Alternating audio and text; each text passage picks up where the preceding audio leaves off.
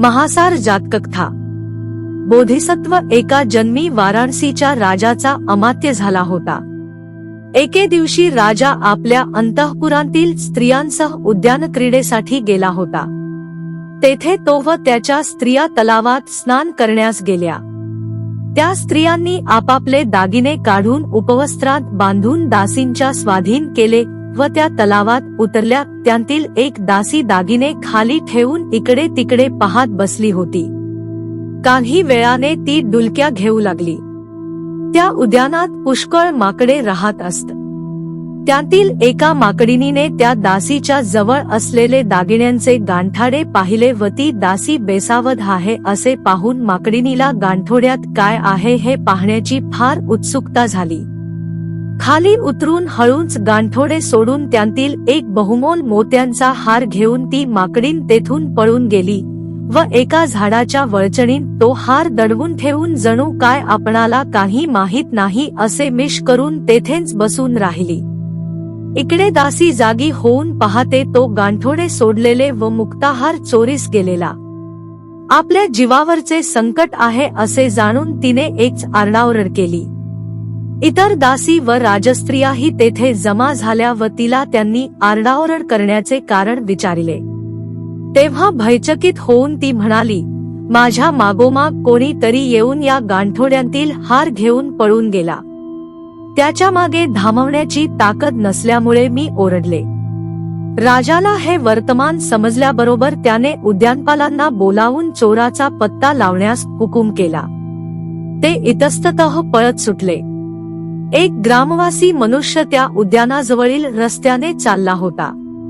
Police धामवत सुटलेले पाहून बिचारा घाबरून गेला व आडवाटेने पळू लागला। पोलिसांनी त्याला ताबडतोब पकडले व यथेच्छ मार दिला। पोलिसांच्या तावडीतून सुटण्याचा दुसरा मार्ग दिसल्यामुळे त्याने मोत्याचा हार चोरण्याचा गुन्हा कबूल केला व तो म्हणाला, मला या मुक्ताहाराची किंमत काय ठाऊक, मी तो नेऊन नगरश्रेष्ठीला दिला।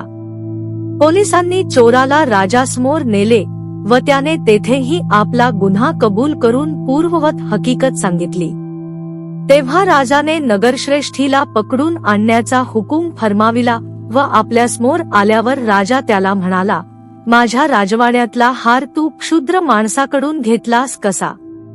श्रेष्ठीला राजाच्या या बोलण्याचा अर्थच समजेना। तो घोटाळ्यात पडला तेव्हा राजाने त्या गांभीर मनुष्याकडून सर्व गुन्हा पुनः वदविला। श्रेष्ठीला या संकटातून पार पडण्याची आशा राहिली नाही। आपण हार घेतला नाही असे म्हणण्यात काही अर्थ नाही असे वाटून तो म्हणाला, महाराज, या माणसापासून मी मोत्याचा हार घेतला खरा, पण तो आपल्या पुरोहिताच्या स्वाधीन तेव्हाच्या तेव्हाच करण्यात आला। राजाने आपल्या नोकरांना पाठवून पुरोहिताला तेथे आणले।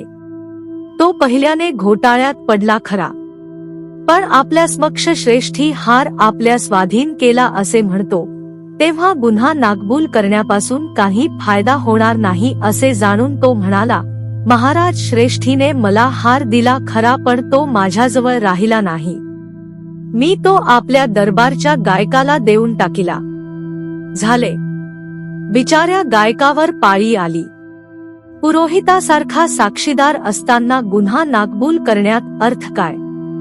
त्याने सांगितले की, मी पुरोहितापासून मोत्याचा हार घेतला खरा पण तो दरबारच्या दासीला देऊन टाकला। या चौकशीच्या गडबडीत संध्याकाळ झाली। तेव्हा राजा म्हणाला, सध्या या 5 जणांना अटकेत ठेवा, उद्या यांची चौकशी करिता येईल।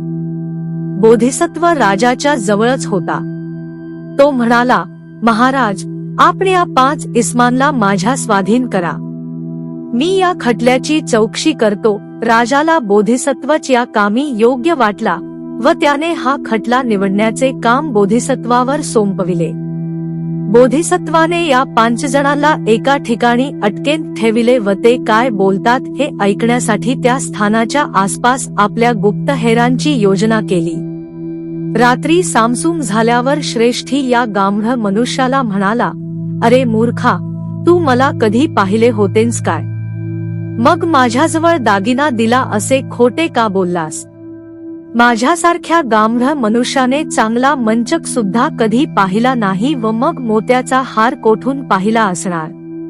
परंतु माराच्या भयाने व कशीतरी माझी सुटका व्हावी या उद्देशाने मी आपले नाम सांगितले. मेहरबानगी करून माझ्यावर रागावू नका. इतक्यात पुरोहित श्रेष्ठीला म्हणाला, अहो महाश्रेष्ठी, तुम्ही माझ्यावर हा भलताच आळका म्हणून घातलात. श्रेष्ठी म्हणाला, आम्ही दोघेही वजनदार पडलो तेव्हा एका ठिकाणी राहिल्याने दोघांचीही लवकर सुटका होईल अशा कल्पनेने मी आपणाला देखील या खटल्यात ओढले.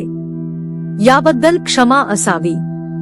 तेव्हा गवई म्हणाला, पण हे ब्राह्मणा, तू माझ्याजवळ दागिना कधी दिलास? पुरोहित म्हणाला, आमच्याजवळ तू असलास तर आमची करमणूक करू शकशील व त्यामुळे कैदेत देखील सुखाने काळ घालविता येईल म्हणून तुलाही मी या माळे गोविले. दासी म्हणाली, अहो दुष्ट गवई बुवा, तुमची आणि माझी ओळख तरी आहे काय?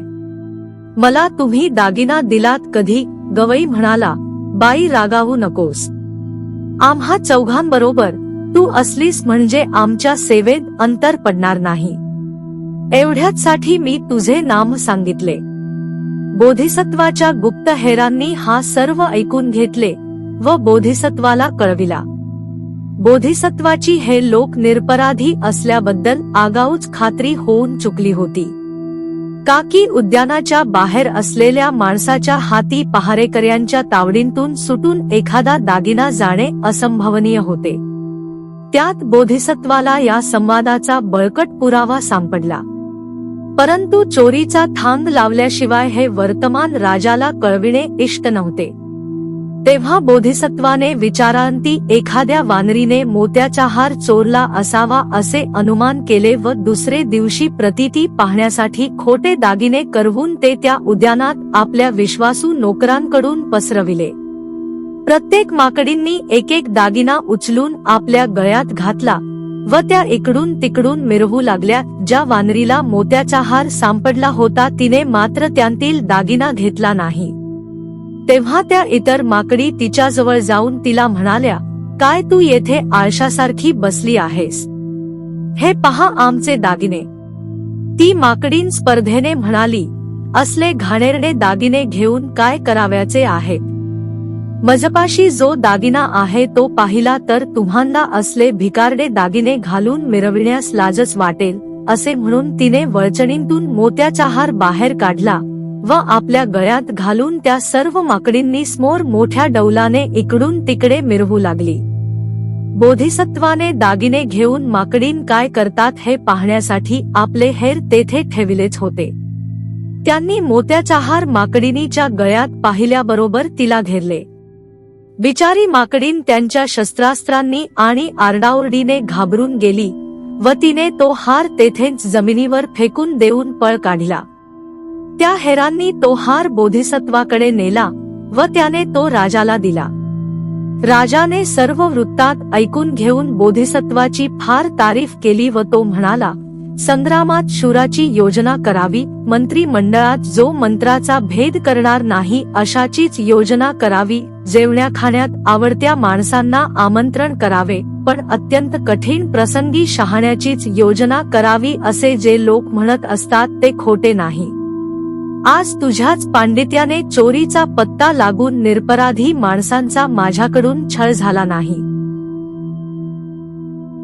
भवतु सब्ब मंगल. साधू साधू साधू.